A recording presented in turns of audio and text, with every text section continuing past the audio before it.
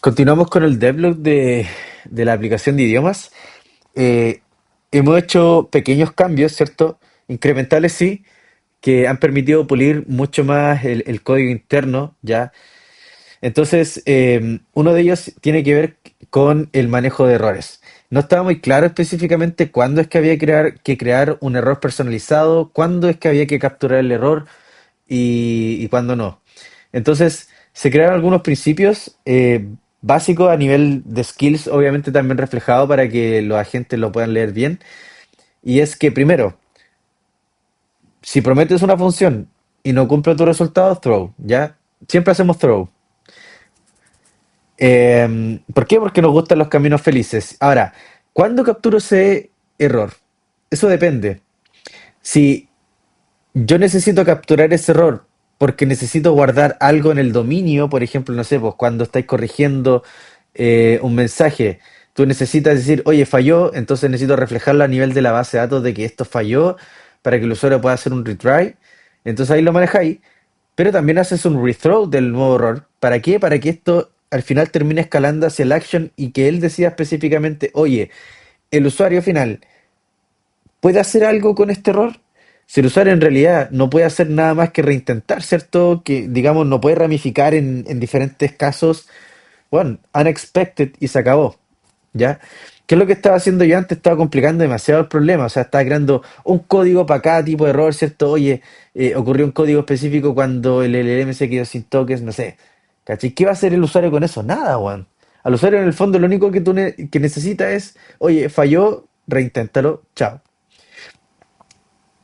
¿Qué códigos, por ejemplo, vale la pena capturar? No sé, pues invalid input, que es cuando los datos del formulario están malos. Obviamente ahí el usuario sí puede, eso sí se ramifica, porque en el fondo el usuario sí tiene un control diferente a lo otro, ¿cachai? Es un control muy específico relacionado a lo que sería el formulario, ¿ya? Y bueno, errores personalizados. ¿Cuándo específicamente tú quieres lanzar errores personalizados? Cuando tienen que ver con el dominio propiamente tal, cuando tú quieres agregar una metadata específica. Pese a que en el futuro planeo incorporar Sentry para poder manejar, digámoslo así, los errores y que me lleguen notificaciones, ¿cierto? Solamente utilizo esto cuando, insisto, quiero que este error sea específico del dominio. O sea, quiero, por ejemplo, tener la capacidad de que, si bien ocurre un error en el LLM cuando se genera una revisión, la pregunta es, ¿cuál es ese error específicamente que está sucediendo? No le importa al usuario, digámoslo así, al usuario no le interesa específicamente cuál es el error. A mí me interesa como developer, que es decir, oye, esto falló porque el esquema viene inválido, o falló porque realmente el LLM no respondió nada, o porque no es porque es un JSON inválido, ¿ya? Ese tipo de cosas obviamente las voy registrando, ¿cierto? Y me permiten tener específicamente un mejor entendimiento de dónde están los fallos de mi modelo, ¿ya? Bueno, eso en principio, ¿cierto? Son principios bastante simples que, como dije, están clarificados, ¿cierto? A nivel de un skill, ¿ya? Que lo pueden leer perfectamente. Ahora, segunda cosa importante es el tema de que se renombraron las rutas, ya esto obviamente no, quizás no afecta absolutamente en nada, no añade valor, esto es clarísimo, pero sí sentía que había una deuda ahí, ¿ya? Eh, bueno, en vez de llamarse chat, se llama chats, se pluralizan algunas cosas y las acciones específicas, ¿cierto? Quedan como en singular, ¿ya? Bueno, otras limpiezas del código, ¿cierto? Y eso principalmente. Ahora, lo que sí ya estoy empezando a trabajar, ¿cierto? Es en la etapa de retroalimentación. Una de las más críticas y más importantes, creo yo, de la aplicación, que es básicamente saber por qué me estoy equivocando, ¿ya? Entonces, llegué a una estructura que me convence.